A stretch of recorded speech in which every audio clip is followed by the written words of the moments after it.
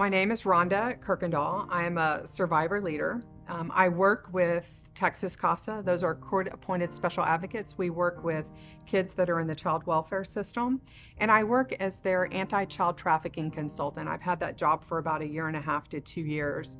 I also serve on the Texas Human Trafficking Survivor Leader Council, and if that wasn't enough, I'm also a student. So I'm working on my master's degree at the University of Houston, Graduate College of Social Work.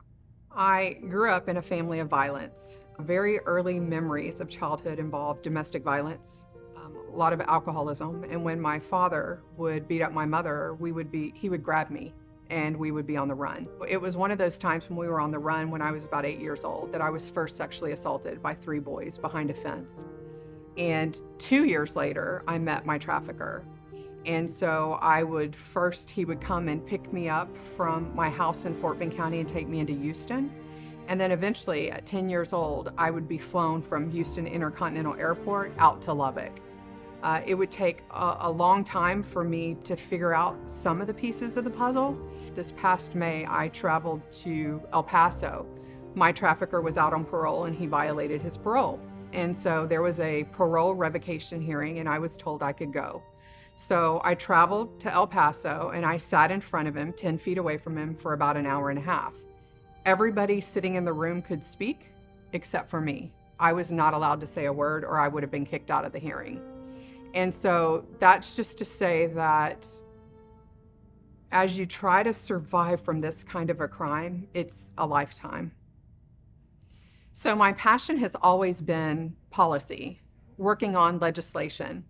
Naively, I grabbed a Lobbying 101 book and I headed to Austin and I was going to change a law. It took me 5 years over 2 legislative sessions, but September of 2007, I abolished the statute of limitations for child sexual assault. And that definitely put a fire in me to continue to work on legislation. And so over the last couple of years, I've worked with Unbound. I've worked with Children at Risk and different organizations to work on moving human trafficking legislation over the past couple of sessions. So how do we educate the public? First, you have to educate yourself. You have to be purposeful in talking to your kids. We have to normalize the conversation around this. We also have to make sure that we use organizations that are vetted with good information. I would estimate that probably the information that you find on TikTok or Instagram, 95% of the time, if not more, is false information. So we have to use a really good source for that. It's also important to know the disproportionality between human trafficking and at-risk communities. Yes, trafficking can happen to anyone, but it happens to the most vulnerable in our society at a very alarming rate. And so how would you engage in that? Unbound Now. The beauty of Unbound Now is that it's located all across the state of Texas, so it's easy for you to engage in this work. It also comes because you're working with a group of people that are in the trenches. They're working with survivors, and so they know what's going on. And so if you want to get the best information, that would be a first step. The website, if you ever to reach out to it, it has amazing trainings. There are Keeping Kids Safe. There is the Sentinels program that I'm working with. You can have training for medical staff. You can have training for educators.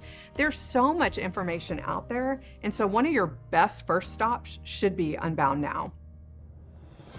I'm working on my degree because I believe that there's a different space that survivors should be in. People with lived experience. I want to be engaged in creating legislation, talking about policy debriefing and entering in that space that's more engaging.